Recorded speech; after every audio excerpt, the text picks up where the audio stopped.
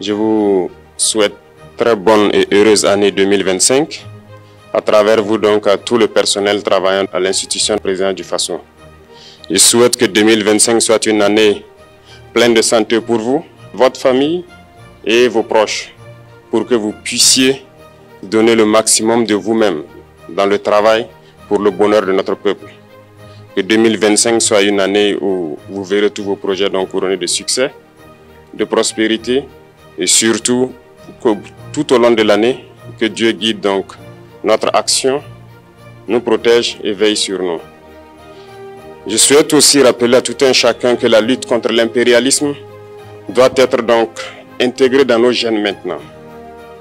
Ça doit être une lutte qui se mène de façon implacable et tous les jours. Parce que beaucoup de gens n'ont pas compris ce que c'est que cette lutte jusque-là. Nos vaillantes forces combattantes sont sur le terrain. Ils mènent le combat contre les valets manipulés, ces criminels qui écument nos campagnes tous les jours et tiennent bon pour amener la paix dans notre cher Faso. Autant ils le font, nos masses populaires laborieuses, que sont les agriculteurs, les éleveurs, se battent aussi également pour qu'on puisse atteindre l'autosuffisance alimentaire à travers donc l'accompagnement de tous les techniciens du ministère de l'Agriculture. C'est très important. Et autant qu'eux aussi se battent dans l'administration, nous devrons nous battre pour changer de mentalité. Cette décolonisation mentale, c'est la partie la plus difficile. Et c'est pour ça que nous tenons à vous rappeler constamment qu'il faut changer de mentalité, revenir à nos sources et nous battre. Et c'est ça aussi le combat contre l'impérialisme. Toutes les occasions nous sont offertes pour pouvoir comprendre l'impérialisme, ses manifestations. Quand je prends dernièrement les propos d'Emmanuel Macron sur l'Afrique, eh bien, tout Africain conscient devrait donc comprendre très vite tout ce qu'il a pu nous dire et qu'est-ce que ça signifie.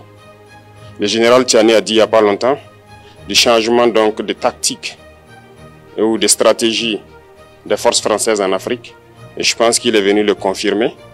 Il s'agit de dissoudre et de garder un dispositif socle.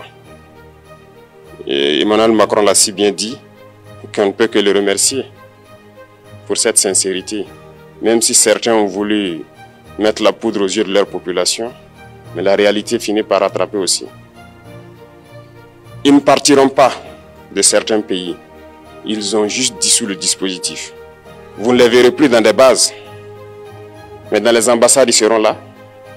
Ils vont constituer des sociétés de sécurité pour sécuriser leurs sociétés qui existent dans ces pays-là. Mais les soldats seront là. Mais vous ne les verrez plus en tenue ou rassemblés dans des bases. C'est tout ce que ça veut dire. Ils vont se réorganiser, mais seront là. Il a parlé de politesse vis-à-vis de certains chefs d'État en leur donnant la primauté d'annoncer donc la rupture ou le départ des forces françaises. Ça nous importe peu, on peut dire. Mais tout ce que nous savons, c'est que si vous voulez une rupture avec ces forces impérialistes, c'est simple, on dénonce les accords. Tout commence par là-bas. Et je pense que l'exemple du Tchad, en tout cas, est palpable. Ils ont commencé par dénoncer les accords. Sinon, si on ne dénonce pas les accords, juste dire que les bases quittent, on n'a rien fait. Parce que le problème se trouve dans les accords coloniaux de défense qui ont été signés depuis l'indépendance. Le plus dangereux n'est pas ceux-là que vous voyez dans les bases. Le plus dangereux, ce sont les conseillers militaires. Les conseillers militaires existent dans tous ces pays. Ils ont existé au Burkina aussi jusqu'en fin 2022, jusqu'à ce que nous prenions nos responsabilités. Et qui sont ces conseillers militaires? C'est ceux-là qui sont censés mettre en pratique la politique de la France ici. Ils doivent travailler à rendre nos armées très faibles pour que la France puisse toujours avoir l'argument d'exister ici. Sous Blaise Compaoré, ils avaient réussi. Nos sentinelles prenaient donc la garde avec des bâtons. C'est ça que la France veut de nos armées. Lorsque nous arrivons à cette étape, nous n'avons pas le choix que de vouloir qu'ils viennent s'installer. Mais l'armée burkinabé a réussi à un moment donné à se débarrasser des conseillers militaires. Malheureusement, je pense qu'en 2019, après l'opération Otapoano, où ces Français ont vu que l'armée burkinabé avait encore une capacité de réagir au terrorisme, ils ont appelé le chef d'état-major en France, ils l'ont instruit de reprendre les conseillers militaires dans toute la structure.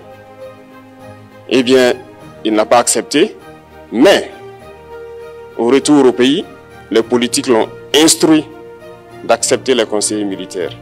Et c'est là que les conseillers militaires sont revenus dans l'armée burkinabé en 2019. Avec toutes les conséquences qu'on connaît, l'armée était en train de disparaître dans les années 2020-2021. Et d'ailleurs, c'est le moment où beaucoup de militaires ont dû déserter parce qu'il n'y avait plus d'espoir. On était en train de s'effondrer. Voilà un peu comment ils travaillent. À l'état-major général des armées, dans tous les états-majors d'armée, dans les écoles, c'est eux qui sont censés nous dicter la politique de notre armée. C'est eux qui nous disent combien recruter, quand recruter et qu'est-ce qu'il faut en faire. Ils sont dans les écoles pour nous dire comment il faut les former et ainsi de suite. Tant que ces conseillers militaires sont là, vous n'êtes pas indépendant. Votre armée aura juste l'apparence d'une armée qui sera là en train de faire des parades, du cirque.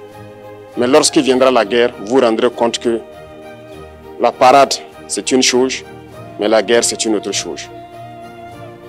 Il faut rompre les accords. C'est la seule façon d'avoir une armée indépendante et se construire, être fort.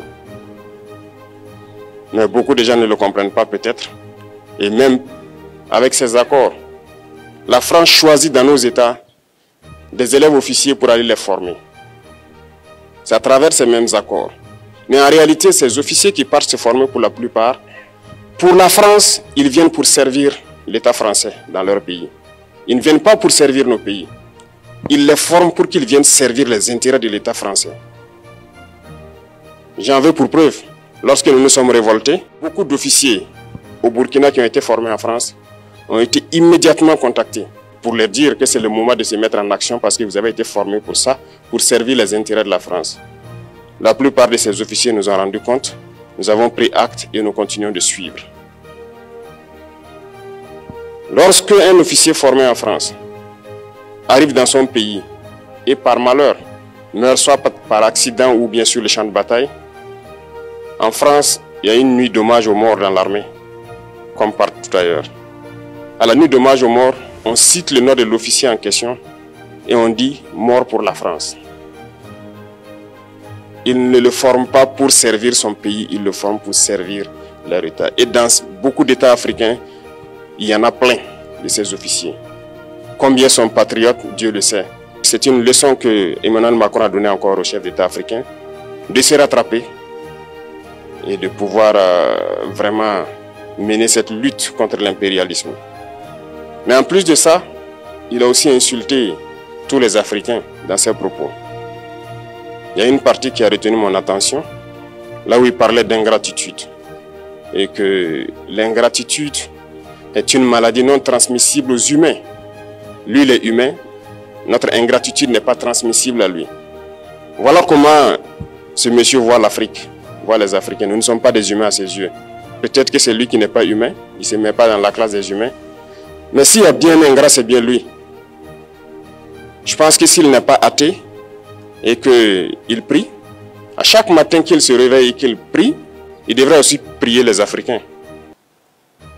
Parce que c'est grâce à nos ancêtres qu'il existe aujourd'hui une France. Il devrait nous prier. À ses yeux, nous ne devons pas être des humains, nous sommes plus que des humains. Ce sont des messages très forts qu'il passe. Moi, je pleure le peuple français. Mais quand même, il est bien pour l'Afrique. Il est un mal nécessaire pour nous. Ceux qui veulent se réveiller, se réveillent. Ceux qui ne veulent pas se réveiller, comme on le dit, on ne peut pas réveiller quelqu'un qui ne dort pas. Les Africains doivent se réveiller. Nous devons travailler à être indépendants, à faire au moins ce que nos peuples connaissent le bonheur. Et la lutte contre l'impérialisme, c'est ça. Il faut décoloniser les mentalités, prendre en compte toutes ces données-là, parce que le monde nous donne tellement d'exemples à voir. Pour eux, il n'y a pas de morale. Ils peuvent vous désigner aujourd'hui terroriste, mais demain, vous êtes un héros. Par leur simple bouche, ils décident de ce qu'ils font. Ils parlent de démocratie, mais ils se font eux-mêmes des coups d'État constitutionnels entre eux. Ils parlent des droits de l'homme, mais ils déciment des populations ailleurs. L'Africain doit se réveiller, l'Afrique doit se réveiller. Et le combat contre l'impérialisme est permanent. Et je vous invite à incorporer ce combat à travailler en sorte que nous soyons réellement indépendants, que nous soyons autosuffisants et que nous puissions nous développer, connaître le bonheur, ce à quoi notre peuple aspire. Merci, je vous souhaite une très bonne journée, une très bonne semaine et une très bonne année. Et que, à la fin de cette année 2025, en faisant la rétrospective, nous devrons nous dire que nous avons apporté un grand plus à notre nation. Merci beaucoup à tous, que Dieu vous bénisse et que Dieu protège notre chère patrie. La patrie ou la mort, nous vaincrons.